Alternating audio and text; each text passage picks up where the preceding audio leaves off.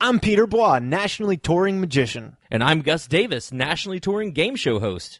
We don't get regular Saturday nights because we are out performing on the weekends. That's why Mondays are so special to us. They are our Saturdays.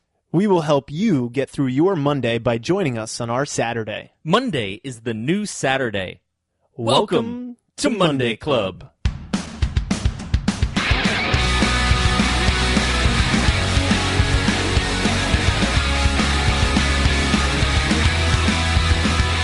Ladies and gentlemen, welcome to episode 69 of Monday Club! That is right, we're here for the magical number 69 episode. Oh, you just want to see what Gus is doing with his fingers right now. It's pretty funny. Welcome to Monday Club. In this week, we cheers to not blowing for good luck. Is it what you think it is? Maybe, maybe not. Monday Club gets bought some drinks. Someone bought us more drinks. Woohoo!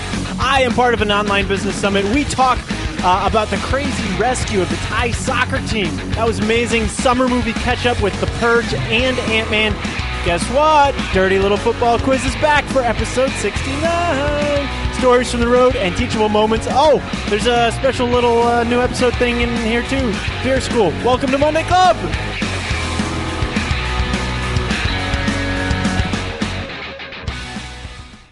Hey. Episode 69, cheers! He just did a 69 cheers. You don't know this, but he's actually upside down and right side up at the exact same time. It was difficult. I've been working all year on my yoga positions. Look good to me. Thanks, buddy. Hey, what's up, Pete Bois?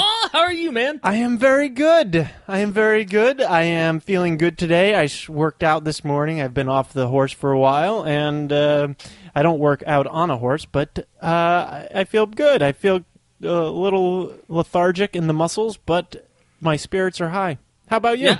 I'm doing all right. I've given up on working out for the week. Like, this week is just not happening. I've started doing a new, MyFitnessPal, which I know isn't new, but, it's just sort of you log your calories. And that's actually been really helpful because I'm like, if I wake up and eat a milkshake, then I have no more calories left, and it's really easy to see. So it's nice. It's nice. It's easy to track. Yeah, that makes sense. Because did they give you a pie chart of what you have left? Yeah, pretty much. Or they give you they start you off with how many calories you can have during the day, and so pretty much your calories are up to you. So if you do want to waste them all on, some sweets, then that's cool. Or if you want to eat nothing but kale all day and then eat a pork chop at night, you can do that too. So that's kind of cool. Speaking of diet, you guys, Monday Club, you guys know I went vegan recently. It's kind of turned more into I'll eat fish occasionally, but I'm kind of off dairy and everything. Anyways, I was feeling terrible for a couple of days, so I went to the doctor, and I was having achy joints and everything, and I got a blood test and everything, and apparently I was borderline vitamin B12 deficient, which is a very common thing for vegans. B12 is found in plants and animals, but your body more easily absorbs it, from what I understand, from meat, animal products. So, yeah. But I was good on the iron. My anemia was perfect. I eat a ton of spinach, which has plenty of iron in there. So now I'm just supplementing some B12. But it's probably a good idea for you anyways, because it has something to do with your energy and giving red blood cells and stuff like that. How long were you vegan before you ended up in the doctor's office? I think I officially started in March, April, May, June, July, 4 or 5 months. Okay. All right. Well, I'm a terrible friend because it sounded to me so I went vegan, and then 3 days later I was feeling terrible, so I went to the doctor's office. No, I felt great initially. It was weird. It kind of felt like intense allergies because I was just had achy bones and muscles and joints, and then I was just tired. I felt like just picking anything up, it was difficult. I felt like I was wasting away. So, hey, damn. Lindsay, I want a rematch. Now that I have my B12 going for another week, I want a rematch on the deck of cards. I think I might be able to pull it off this time. Yeah, sure. If you haven't listened to our last episode 68, you should definitely check out Lindsay Lindberg and her amazing feats of strength. That was one of my favorite interviews I think we've done in a really long time, man. Like, she made me laugh uncontrollably long, at least twice during that interview. Yeah, I agree. She was fantastic. She was lovely. She had funny stories. She wasn't afraid to tell them. Yep. And it was perfect. And you put her on the spot with that whole YouTube. She had to narrate an entire YouTube video that she's never seen before, and she killed it. Yeah, she knocked it out of the park. Anyway, man, it is really good to see you, buddy. And let's see, what are we cheersing to? I think you found this one. Is that right? No, you found it. It's from Reddit. And you sent it to me, and I laughed my ass off for a couple minutes. So I'll set it up. This guy is making a house of cards. What kind of cards are they? They're not your normal deck of cards. He's definitely, maybe they're a trading deck of cards. I don't know. It almost looks like they are cards built to be built into a structure, because they kind of look like wood grained on some of them. I don't know. Anyways, he's building this thing, and he's putting those little hanging monkeys off of them. You ever play that Barrel of Monkeys game? Yeah, That's what I think they are. I don't know if they're that, but that's what they look like. And then he's going to put a die, I think, on top, and he steps back from his structure. He tosses his die, and then he puts it up to his mouth and gives it a little blow, and as he starts to put the die on top, the entire house of cards comes tumbling down because he decided to blow on his die. It's so funny because you can see there's a moment where his face recognizes a nanosecond too late how dumb he has just been. And so you can just watch he's clearly spent a long time on this house of cards structure, hanging these monkeys off of it, and there's a guy there watching him, and he's doing a final flourish by doing this little toss of the die and blow on the die, and just watching his face recognize just too late how terrible his decisions are is just priceless. And I think not only is it priceless, but it also is very humanizing, because we've all done something like that, right? Like, we've all done something where as it's happening, we're sitting there thinking to ourselves, oh man, this is dumb. I shouldn't have done that. I think it happens to me every day. I can totally relate to this guy. Let's see. I'm trying to think of the last time that I was just like, oh, yep, that was totally my fault. Oh, well, I'll tell you one that actually happened to our family just the other day. It wasn't really on me, but it was sort of on our family. So we're sitting there, and sounds creepy, but I promise you it's not. We play this game called Fingers, and the way that Fingers works is just at the dinner table, I make like a little puppet out of my hand so that my two big fingers are like legs, and just walk around the table and try to steal everyone's food off the table. And my wife just doesn't know how to play games. Like, she just gets really into what's happening. And so we've always kind of created like a Coyote and Roadrunner skit out of that whole Fingers thing at the table. Anyway, so I'm sitting there, and I'm walking my hand across the table, and she grabs a ladle, and just like a hammer just comes down on my hand, just whack, whack, whack, like that. And I'm like seriously injured from being slapped with a ladle.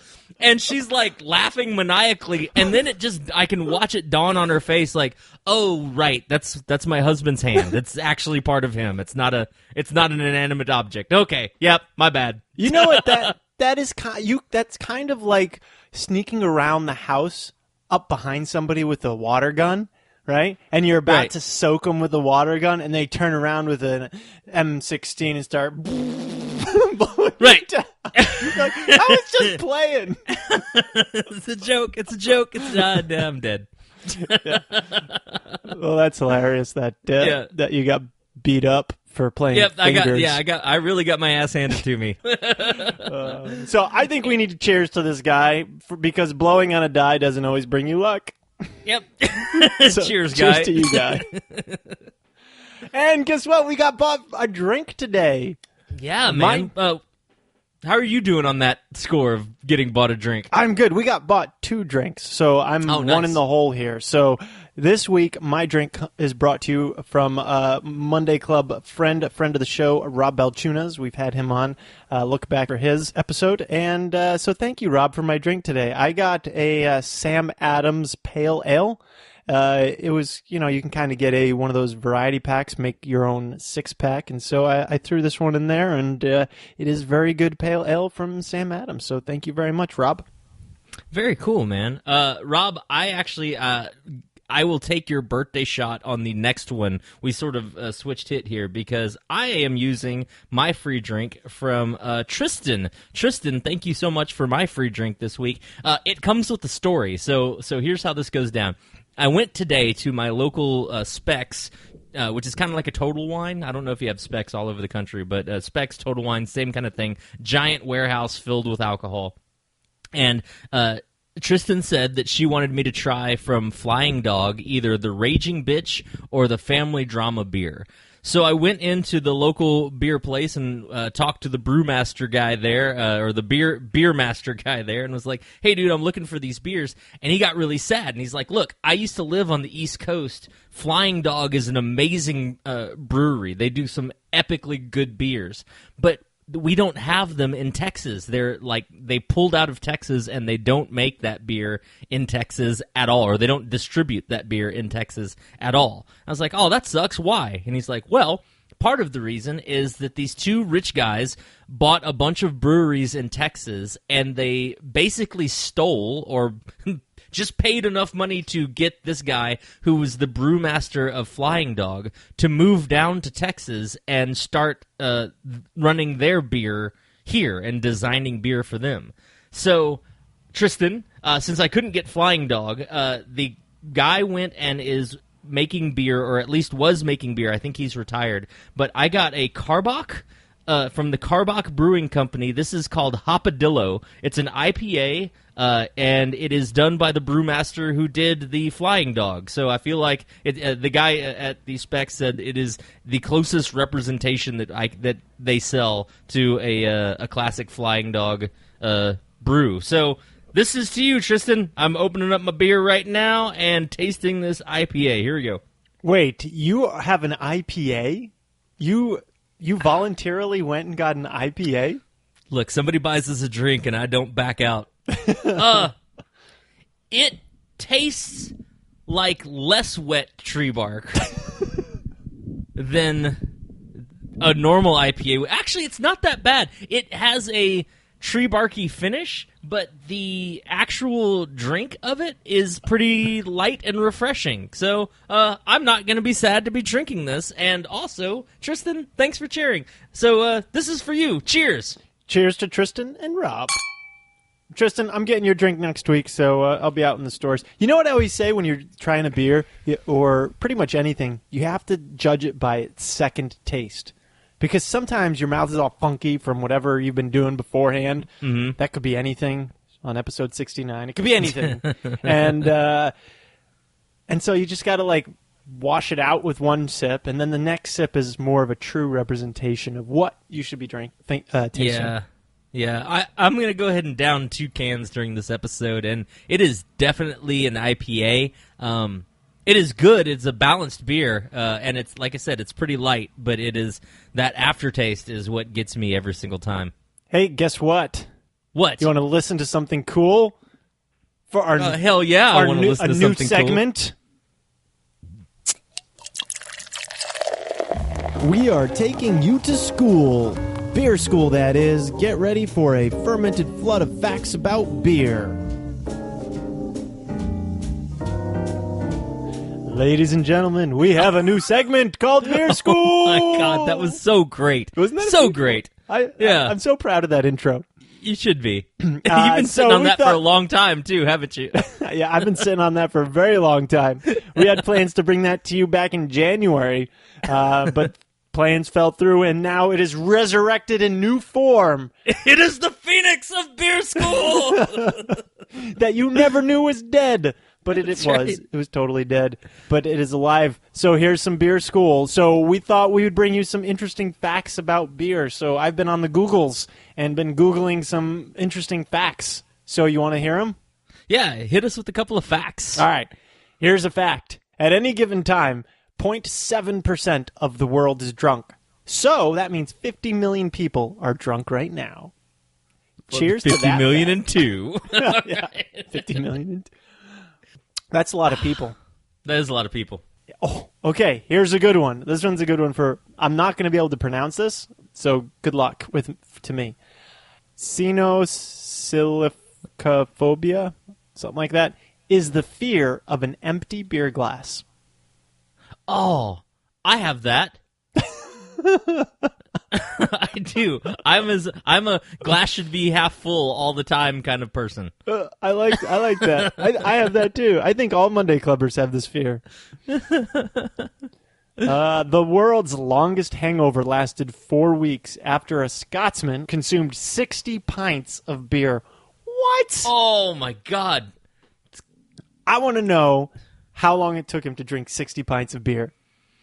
I mean, I'm guessing in one evening, but oof, buddy. Oh, that's, ouch. You're dead. You're almost... Yeah. That's... I like beer, but not that much.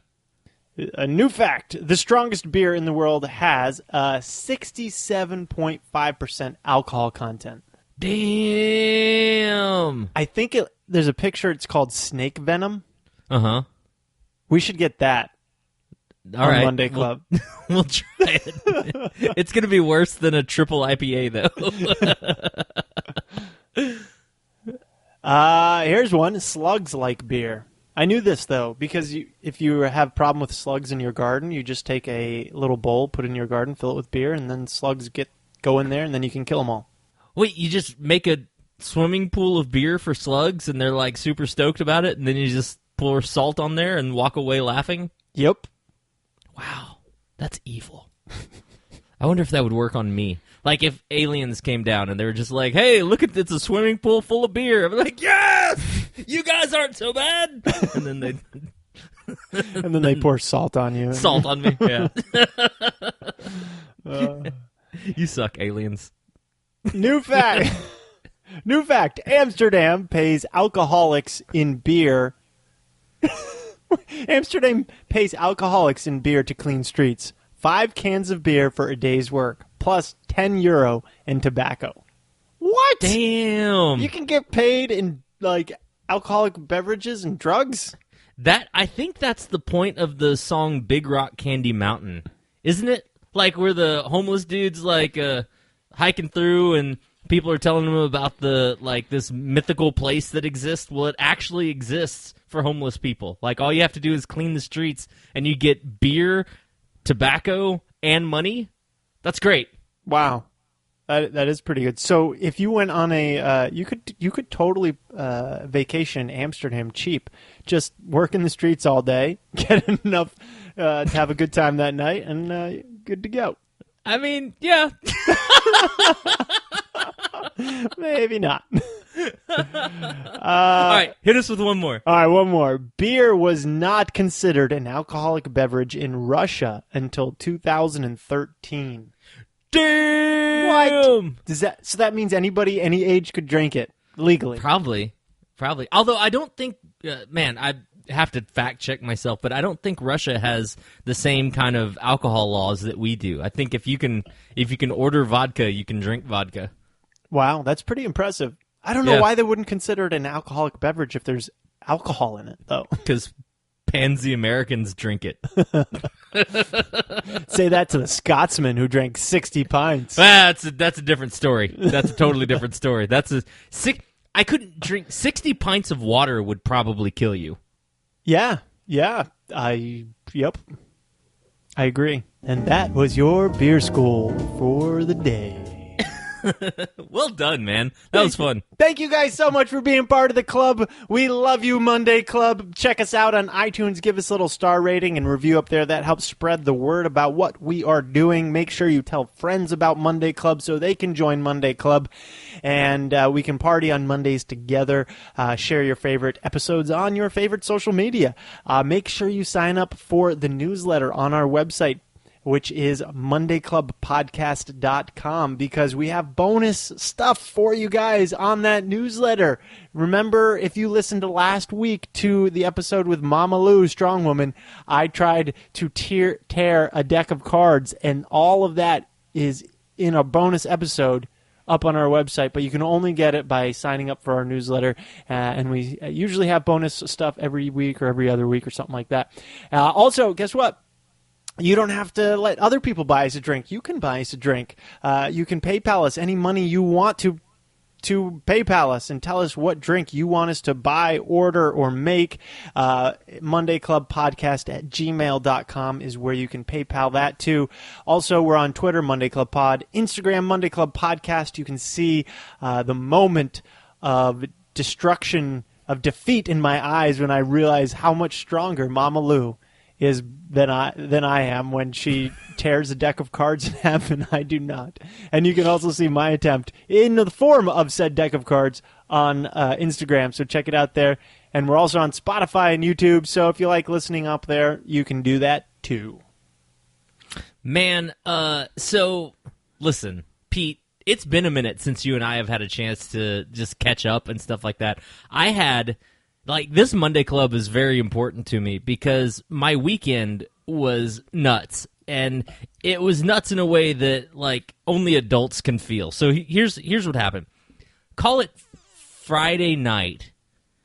I'm laying in bed, and I'm just realizing that I am not cool, right? Like, I'm just, like, it's supposed to be a cool temperature in my house, and I am just not at a pleasant temperature. I'm sorry. I thought you were having a midlife crisis when you realized you were not a cool dude anymore. Like, you're like, oh man, I am so lame. I'm sitting there wearing my capri shorts and my Birkenstocks, and I'm like, I'm just not cool. I'm gonna go cry in the bathtub. I'm not cool.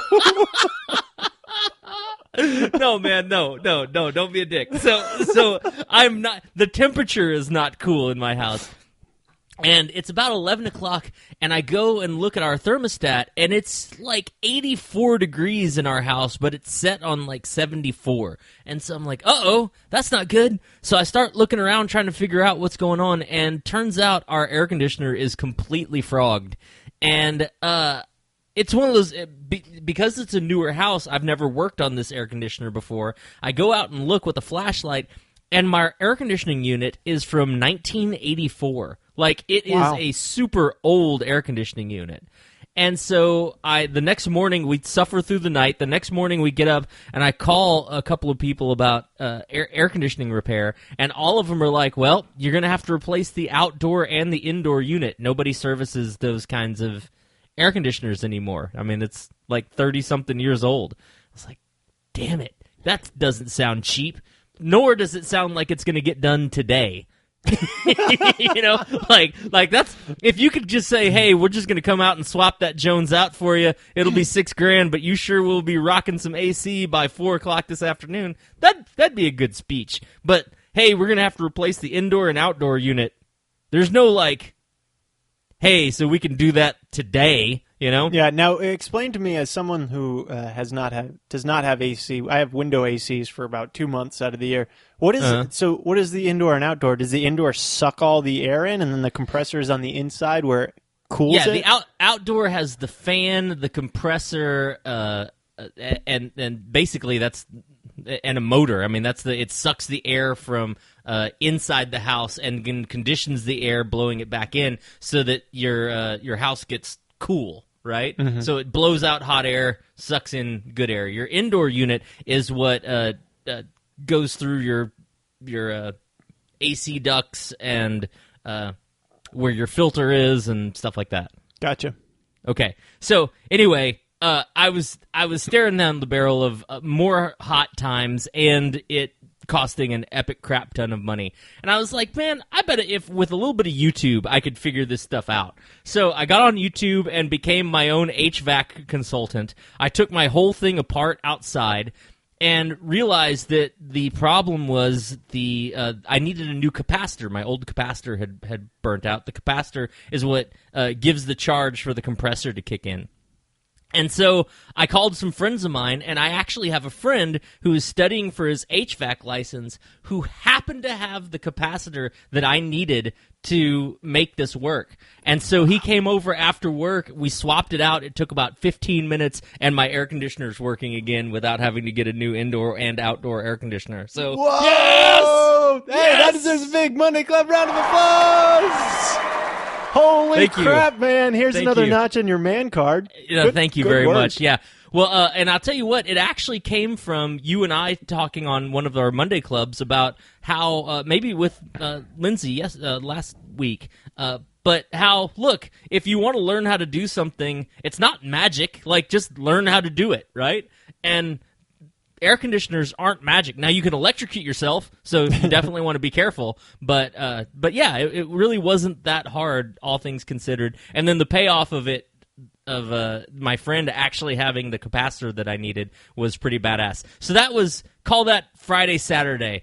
Sunday morning, I wake up, and I'm going to take Bryce somewhere. We get in the car, and I turn my car on, and the car won't start. Like, there's no, the engine's just not turning over. And I was like, man, it was the AC yesterday and now the car today. This is some crap. But it turns out I just need a battery, and that was all good too. So in 2 days, I had 2 scares of 2 major things going wrong and costing a crap ton of money. And in 2 days, I got it all figured out for like $70-something, and it was all good. So anyway, yeah, that was how my weekend was, and why I'm super stoked for Monday Club. That's like huge potential disappointments and then huge elation wins. Yeah, yeah, absolutely. Yeah, it was epic wins at the end of the day on both days. Oh, wow, man. Well, I finally signed up for global entry. Hey! To get TSA pre, and so I filled out all the information, made my online profile for login.gov or whatever, and do you know what happens now? I think you have to sign up for an interview. Oh. That's what happened to me. Like, you have to sign up for an interview to go sit down and talk to some TSA guy, and... I thought I did that. I already paid the $100, too. Yeah, well, did you sit down in an office and talk to a guy? No, I just did it online, but I thought they would, like, email me with a schedule or call me with scheduling or something after I signed up online. Man. I don't know. You might want to get on the front end of that and just double check. Because for me, I thought that too, and I was like, "Hey, what happens now?" And finally, I think I had to set up the interview, and the interview was like it.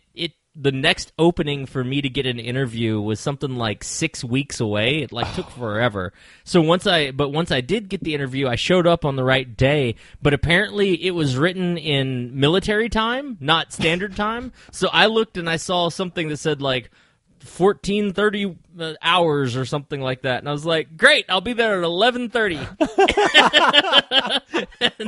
and totally missed my time for the thing. Anyway, the guy ended up being cool, and they let me in, so it was all good. But yeah, I think you have to sit down and do an interview. The interview is really dumb. It's like, "Hey, so have you ever been arrested?" "Nope."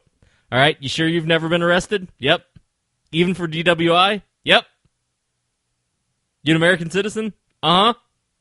"Congratulations, soldier." Here's your pass. All right. So. Well, thanks for that. I'm gonna get on the front end of that, like you suggested.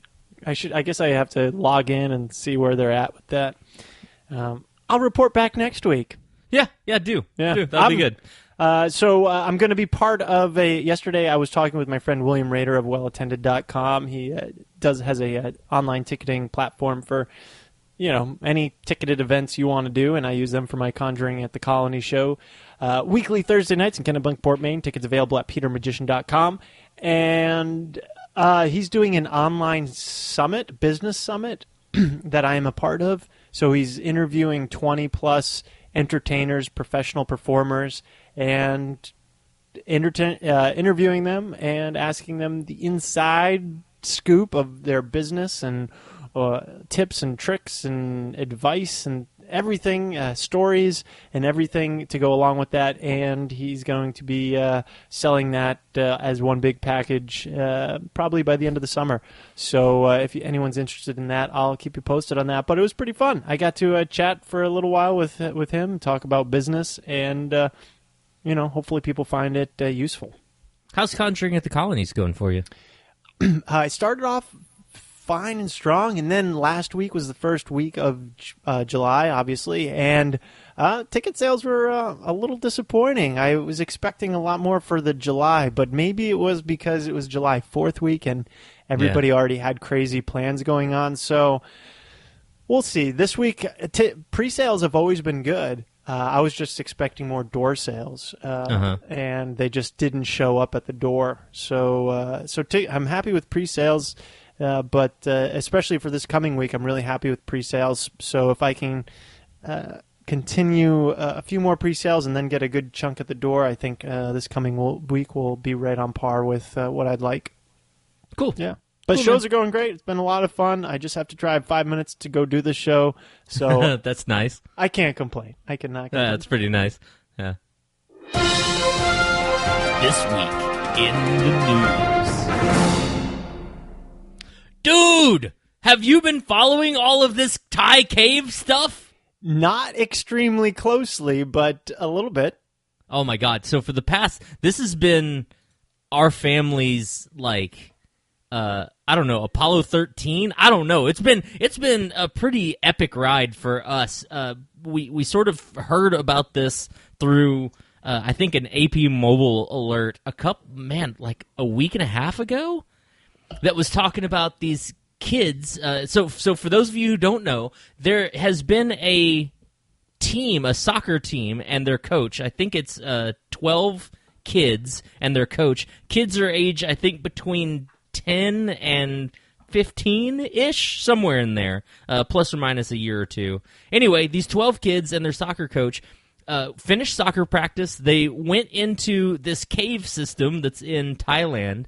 There's a tradition that they have of writing their names in this cave somewhere. And while they go into this cave, the monsoon season hits, and within minutes, the cave floods. And so they have to run back to a higher ground in the cave, further back in the cave, climb up on some rocks, and they're just stranded there. And they were stranded for, I think, 9 days before anyone ever came and found them.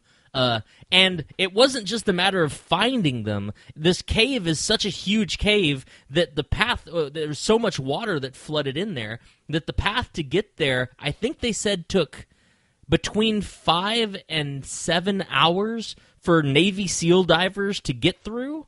And in order to get through there, they had to chisel out rock because there's pointy stalactites and stalagmites everywhere, and it's pitch black dark, plus it's active, running, moving, fast water that you have to fight.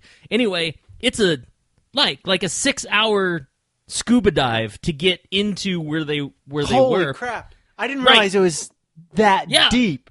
Yeah. Whoa. So I'm gonna tell you the Monday Club version of all this. You're welcome to check all of this stuff out. It's been in the news everywhere now.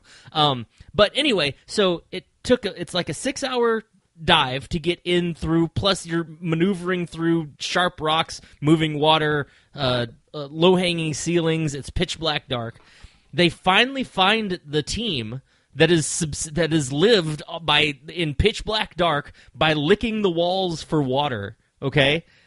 They see the scuba diver. He comes up and he's found the kids. And so he comes up and he is like, hey, we haven't forgotten you. We're trying to get you out. It's rescues here. The president of Thailand gets on the microphone and is like, hey, we found all these kids and their soccer coach. We're going to get them out tonight. It's going to be all good. Well, that was almost a week ago, like almost 7 days ago, because once they found where the kids were, there was like no good way to get them out of this cave. It's like, what are your options? Your option number one is to teach these kids how to be Navy SEAL scuba divers and get them out. But here's how treacherous this was. I forgot the guy's name, and I feel bad, but there was a guy who came out of retirement as a professional diver to go and try to help find these kids, and it's such a messed up dive that this guy died in the pursuit of trying to save these kids. So, I mean, it's like no joke. The best of the best divers in the world are like, this is an insane dive. 6 hours underwater, that's nuts. So anyway, they found them, but they're like, I don't know how to get these kids out. So option number 1, teach these kids how to be Navy SEAL divers, basically, and train them so that they can swim the 6 hours out of the cave. Option 2, here enter Elon Musk, who heard about this problem and offered the help of all of his SpaceX and boring staff to try to help get these kids out. And I think within 12 hours made a submarine from scratch that he thought could get these kids out, and offered it to the Thai government as a, hey, I mean, if this helps you, we made this for this express purpose. Wow. Because he's a superhero. To drill a new entrance into the cave from the top, going through, I don't know, a half mile of rock to try to pinpoint where they are and then drag them out. And option 4, which is the option that it was looking like they were going to have to go with, was to just leave them in the cave, supply them with food and water, and make them wait through the rainy season, because it's monsoon season there, make them wait for until October something before they expected the caves to be dry enough that they could mostly walk out of the cave. October. What? They were going to sit in a cave. That was their best black. option. Yeah. That was their best option. Oh, my God. Except that more recently, scientists have been sending, stuff in there to try to help the kids, and the oxygen levels in the cave were dropping to unsafe levels. So it's like there was a time where they were like, hey, so we know where they are. We can get to them, but we can't get them out, and if we leave them in there much longer, they're going to suffocate because they're using all the oxygen that's trapped in this cave from these floods. So we say all this because now, just today, they have announced that the kids have all been evacuated from the cave, and so they what they did was they got an epic, massive crap ton of suction of what do you call those? Like pump systems? Yeah. To pump water out of the cave. And they just have been running this equipment for days and days and days. And they finally got the water to recede enough that it was safe enough to bring the kids and the coach out of the cave system. So we here at Monday Club are Wait, happy did they walk out? I don't know. I think they had to still do some swimming. I think yeah, I was looking at this video, and it looked like they had some sort of safety rope line going from outside to inside of the cave, and then they had a professional diver in the front, and then they would take the boys out one by one. There would be a boy in the middle holding onto the rope, and then another diver in the back. And this water apparently is completely murky. You can't see anywhere. You can't see anything. You can't see. Yeah, it's just like brown, muddy water, and I think that's how they got them out, by just. I guess that's interesting that they brought the water level down enough so they could have an easier swim out. And I was reading this article too that they were given an anti-anxiety medication before they came out for the kids, so they wouldn't freak out underwater, because you can't see anything and you're underwater. They have this scuba mask on, and that's just incredible. I mean, think about it, dude. You kick too much or you start flailing around, and you could get skewered by a stalactite. If you get off of that lead rope, and then you're just gone. Like, no one can ever find you. I mean, it was a real serious thing, and people are already talking about, like, well, man, I can't wait for the movie to come out, because I mean, just from start to finish, it seems like one of those movies that has Matt Damon as the coach. And, he's always getting lost, and people always got to go find Matt Damon. And he's a national treasure. They just got to go rescue him. Anyway, man, I'm going to raise my glasses to the hundreds of men and women that got out there and actually tried to help with rescuing these kids, and to the success of them getting out. Man, cheers to you guys. Cheers, guys. Yeah, that's an incredible story. And, yeah, it's going to make an epic movie. I think Matt Damon should be in it, but I also think Tom Hanks needs to be in. Tom Hanks could be the guy who goes and rescues him. Yeah, like the lead scuba diver guy. Well, they have to cast all Thai people though. They're not going to for America. They're going to place it in Arkansas or something. That's right. This is based on the Thai incident, but we're gonna loosely based. An entire Waffle House team decides they're going to take a picture in the Carlsbad Caverns, and shenanigans ensue. It's the summer. It's Monday Club. It's Monday Club's Summer Movie Challenge. We have Nice segue. Nice Thank segue you. from yeah. Thank you. We have 2 movies to catch up to today. The first movie is The First Purge, which came out on Independence Day, July 4th. And The First Purge, go back, the other Purge movie, Purge Election Year, got 53% on Rotten Tomatoes. And for those of you guys who don't know, we've at the beginning of Monday Club's Summer Movie Challenge season, me and Gus went through all the important summer movies, and we made a prediction about what their Rotten Tomato score would be. And as they come out, we are going through them, seeing who wins. And at the end of the year, whoever wins the most or has the best percentage differential wins. And the loser has to watch 3 terrible movies that you guys get to pick. Yep, that's true. That's true. Speaking of terrible movies, before we get into Summer Movie Challenge, this past week, my wife and I watched The Shape of Water. Yeah. Yeah. Oh my God, it was terrible. What is it about? I think I've heard of it, but I just thought water is the shape of whatever it's held in. Well, yeah, sort of, yeah. That way, you've just gotten the artistic part of the movie. It's about a monster and a lady who's deaf, and the lady who's deaf falls in love with the sea monster that's being kept in a government facility, and ridiculous shenanigans ensue, and she falls in love with him, and they live happily ever after. It was really dumb. Is it a humanoid sea monster? Yeah, sort of humanoid. It was like one of those. It was basically Beauty and the Beast, with a little bit of Fern Gully in there too. Yeah. That sounds absolutely terrible. It was bad. So if I can save any of you Monday Clubbers like 3.5 hours of your time, I've done it for you. I've fallen on that grenade for you. Here's a little tip for Monday Club. When Gus loses the Monday Club Summer Movie Challenge at the end of the year, make him watch that movie again. Oh my God, I will hate you all forever. But I'm not going to lose, because this week, what do we have? The Purge? Okay, so the last Purge election year got 53%. I said that this one, the new one, is going to be so bad it was going to get 11%. Pete said 39%, and the actual total was 54%. Okay, all right. Win goes to me. By a lot. That's a big win. That's a big win.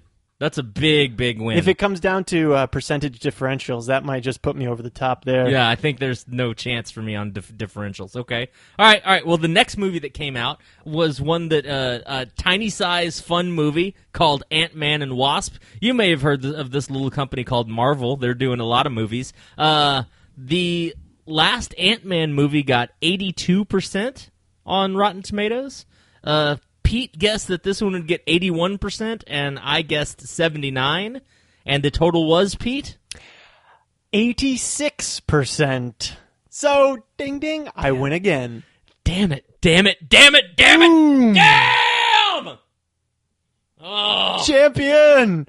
Should God. I start counting my my wins now? No, the Meg's gonna come out, and it's gonna heal all wounds. Man, I am getting my ass handed to me on this. All right. Well, I am looking forward to seeing Ant-Man and Wasp. I think that's the next movie that we go out and see. Maybe we'll report back on that one. I'll be seeing that tomorrow. All right. Hey, you know what time it is, my friend? I'm so excited to press this button. Yeah, we haven't done this in a long time, but it's episode 69, so let's do it.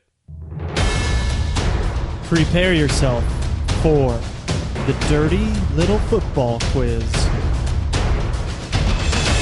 Oh my God. Oh man, that brought back so many good memories.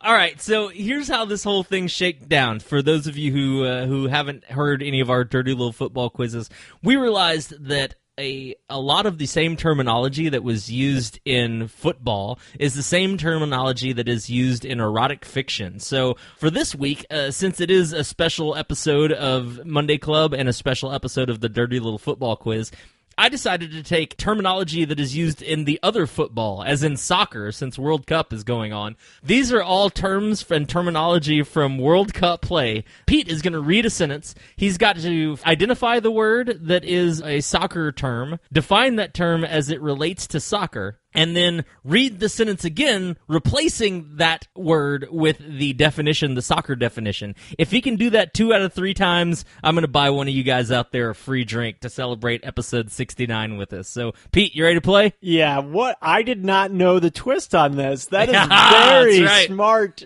twist you just put on this. I did play soccer all throughout high school, so I think I have a fighting chance. All right, man. Well, let's see how you do. Here we go. Are you ready for this one? I am ready. All right, so here we go. Here is your first Dirty Little Football Quiz challenge, football being soccer. All right. As his tongue resumed the flick technique, I lost myself in waves of ecstasy. Could you demonstrate the flick technique? Oh, I wish you guys saw that. All right, so there are 2 words, I believe, that are possible, but okay. I'm going to go with flick. Flick is a correct answer. Yay! And a flick is when you just kind of, I don't know how to use, what verb to use. You flick a ball, right? You flick it. You just kind of like kick it. It's a light kick, you don't actually hit the ball. You just kind of push it, and you flick it. Is that the no? I'm gonna give you partial credit. I'm not gonna take any points away. I'll give you the definition and see how you do with working it into the sentence. According to soccerterminology.com, a flick is a quick header. Oh, okay. See, the problem with this is that there are lots of other countries involved. Sure, yeah, and which is why I'm not taking any points away. Like chips or French fries over in Great Britain. So yeah, that's right. Yeah, a flick in America could be a different thing. This game is soccer in America. So, all right. So a quick header is you identified the right word. See what you do with the sentence. As his tongue resumed the quick header technique, I lost myself in waves of ecstasy.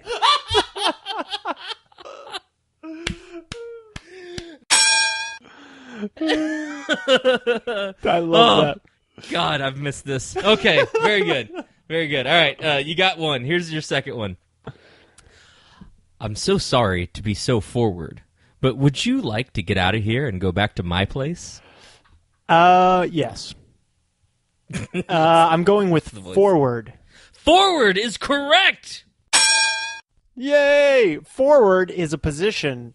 They are kind of the offensive players of the game. Yeah, I'll give you that. Forward is a player who is responsible for the most of the team's scoring. They are in the front of the rest of their team. They're usually the one who take the most shots. So, I'm sorry to be so responsible for scoring so much, but would you like to get out of here and go back to my place? That totally fit in, too. Well done. Well done. Oh, my God. All right. Well, to go for perfect, here we go. One night with me comes with caution tape, a new set of bad habits, and a heartache. Wow. Caution tape, new set of bad habits, and heartache. I have to go with caution. Caution is correct! Yes! Congrats! Yeah, all right, so what is caution in the game of soccer? I kind of have no idea. I'm thinking something like a yellow card. The yellow card is correct. Yeah? That's right. Yeah. A caution is a disciplinary action in which the ref shows a player the yellow card. A second caution in the same match results in the player being shown a red card and ejected. So, yeah, it's a yellow card. Yeah. Yay, international sign for go slow. That's right. One night with me comes with showing a player a yellow card, tape, and a new set of bad habits and heartache. Ladies and gentlemen, 2 out of 3 means that Pete has won the Dirty Little Football Quiz for somebody out there. On our Facebook page, we need you to write your own erotic sentence using the word World Cup somewhere in there. If you can use World Cup somewhere in a sentence on our Facebook page on episode 69, we will send you a free drink. Pete, congrats, man. That was fun. Thanks. Yeah, thanks for putting that together. You're welcome. Hey, it's time for Stories from the Road. So I've been lightly on the road, I'd say. Nothing crazy's happened to me. I was doing I still do the occasional library show in the summer because there's some libraries I go way back with. They're just like, you can't say no to these people. And they're fun, and they're super excited to have you. And so I was doing a show up in Lisbon Falls, Maine, and the librarian there, they hired me when I was in high school to do a show. And they still get people coming up to them saying, "Remember that time you had that magician? That was so much fun." And that's awesome. I was 20 years ago, almost 15, that's 20 so years great. ago. And so it was, and she uses me because I started learning magic from library books. So she uses me as the story and say, well, now Peter learned magic from library books, and he was on TV, and he's now a professional magician, and all that to help inspire kids to find what they like and to read about it. So that was very, very heartwarming. It made me feel good to go back and hear those stories and know how appreciative they were of what I've done in the past and that show. And so, you never know how you're touching people's lives as you're going through it. So it was kind of cool to get that back and realize, maybe I'm not just doing a magic show. Maybe it's a little more sometimes, Dude, that's so great, man. That is such a good story. You've been in it for so long that there are people out there who remember you win, and it's so cool to be in a position where you can be the success story of a library. That's really awesome. Yeah, I was very happy. You been on the road at all? Not much. Everything I've done has been local. So actually, you know what? We haven't talked about this at all. Did you have a good 4th of July? I had a fantastic 4th of July, actually. Yes, it was brutally hot up here in Maine, and I spent it mostly in my neighbor's pool, teaching my son how to swim a little bit. And nice.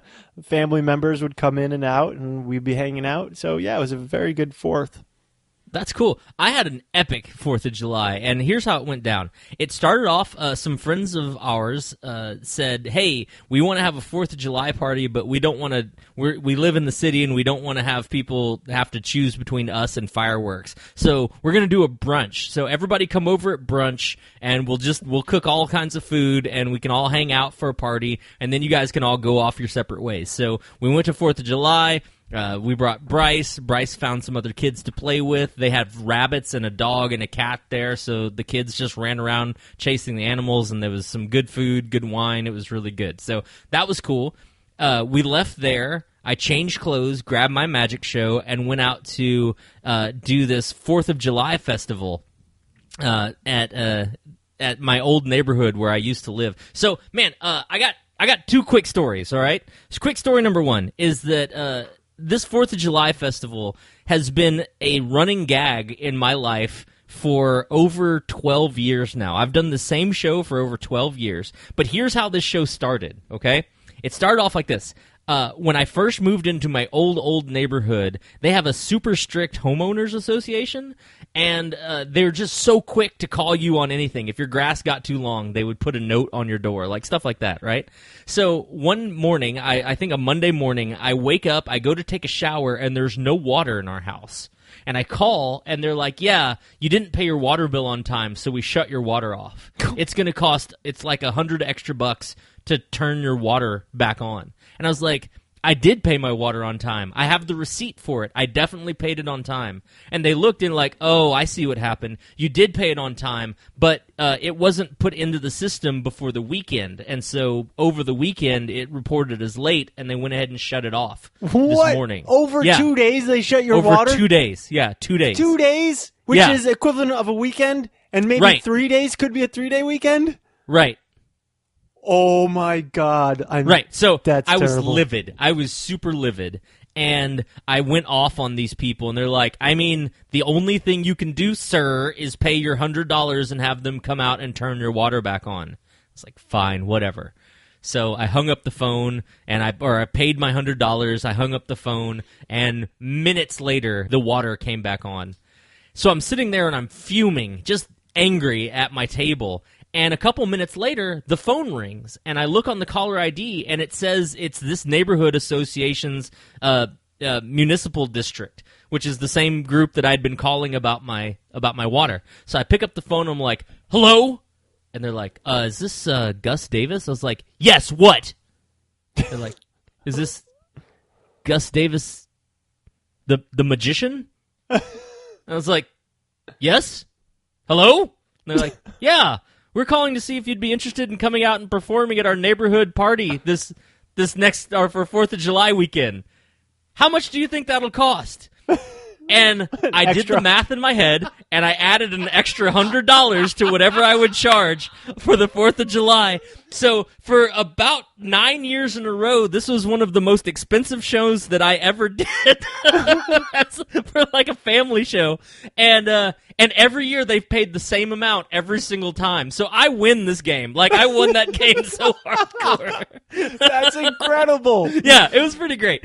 So anyway, I went out to do this 4th of July show, and this year it rained on us. And it was so weird because they have me outdoors in a giant circus tent, and it's always super hot out there. But because it was raining, everyone was packed in. And so it ended up being a super rock star show because everyone had to listen to the sound of my voice as I was entertaining them while they were hiding from the rain. So that was cool. And then in the evening, we went out to a friend of mine's house and bought a crap ton of fireworks and shot fireworks off the back of my ATV and celebrated America's birthday. So yeah, it was pretty great. That's great. I love that story. You got screwed over, and then you were able to work your magic to get it back. Like, I immediately got my $100 back plus. So yeah, it was great. That's cool. That's wonderful. Yeah, we had the fireworks display at our house. Our neighborhood did like, I don't know, over $1,000 worth of fireworks. Each household pitched in $100, and we had crazy brisket from Texas. Our neighbors brought in their brisket. I did have some cow that day. That was a special It's America's birthday. It's okay. Yeah. And it was lots of fireworks, but not as good a story as that. That's all right. That's a pretty good story. Teachable moments. So my teachable moment is don't open your beer in the dark. Going back to July 4th, we had the outdoor people are at our house all day having drinks. I made my special strawberry basil lemonade, and then we went down to the end of the road, and I was responsible for the music. I set up the music, and then I brought down an extra beer, so when we started the fireworks, I could crack it open and enjoy the fireworks while sipping on a beer, right? And so I had it kind of set aside. I set up my music, and I set everything up right, and I started playing the music. And right before the fireworks started, I took another bottle of beer and did the whole lever action to open up my bottle, and it just wouldn't budge. It just wouldn't budge, and then it finally went, and I felt something sting my hand, and I threw it down, and I look down, and I'm bleeding. And then I finally get my phone out and look at what happened, and the frickin' cap didn't come off the bottle. The bottle broke. So the ring, the top, you know how there's like a little lip, ring on the top of your beer bottle? That entire ring popped off, broke off of my beer bottle while I was trying to get the cap off, and cut my finger up. Not too bad. And stung me. I threw it. And then I couldn't drink my beer because there could have been glass in it. So I was bleeding beerless while watching the fireworks. Oh, man, I'm sorry. That sucks. Yeah, you probably caught the lever right underneath that ring instead of the your cap. Yeah. Just pried it off there. Yeah, that's happened to me too. That sucks, bud. Yeah, I can't rip a deck of cards in half, but I can break bottles with my bare hands. Well, that's cool, man. Here's my teachable moment. So this past weekend, I gave a shout-out to James Caldwell, who deserves another one, because after work and after working at his parents' house, he came over to my mom's house and helped me replace all 4 door handles that had been broken on my mom's car. So my mom has an old Pontiac car, and the handles are all plastic handles, and my son, every time he gets in her car, just tries to pull the handle out, but it's more of a rocking handle than a straight-out handle. And so over the last 9 years, he's broken 3 out of the 4 of her handles that are on her car.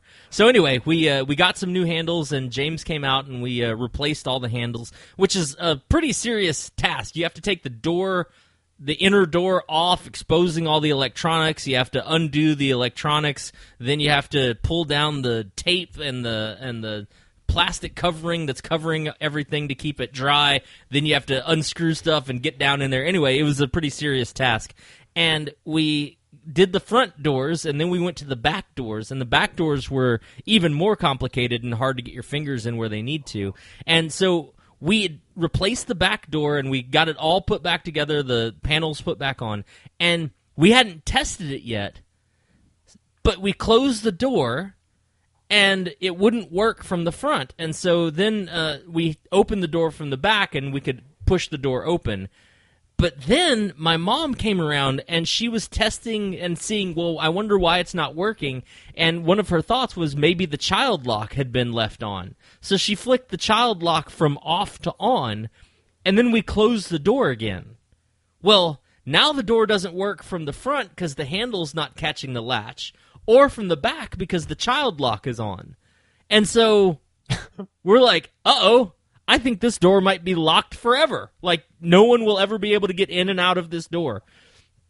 And so James was like, no, this door will not defeat me. And he crawls into the back seat and unscrews, then takes off the cover from the inside, which is exceptionally difficult to do because parts of the cover are being closed in by the door. Gets it out, and then, like, MacGyver's a tool in there to flick off the child safety lock and opens up the door from the back. So my teachable moment is this. Don't lock your child safety lock and then decide to test your front door. And then also teachable moment number 2 is that James Caldwell is kind of a badass at being able to fix stuff. So, James, thanks for helping me fix stuff, man. Appreciate you. This is for you, James. There you go. Well, there's a couple of good don't be a dumbass teachable moments for you guys. Thank you for sitting or being upside down or both at the same time for this episode of 69 of Monday Club. Go out there and have a fantastic Monday.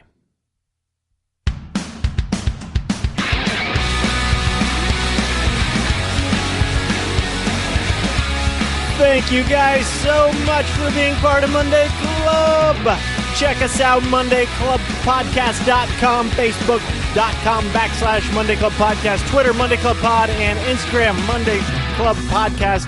Email us questions, comments, concerns. PayPal us a drink, MondayClubPodcast@gmail.com. Thank you so much to James Caldwell, our sound engineer, and for also helping us out. And thanks to Zach Holder for our music. That was episode 69.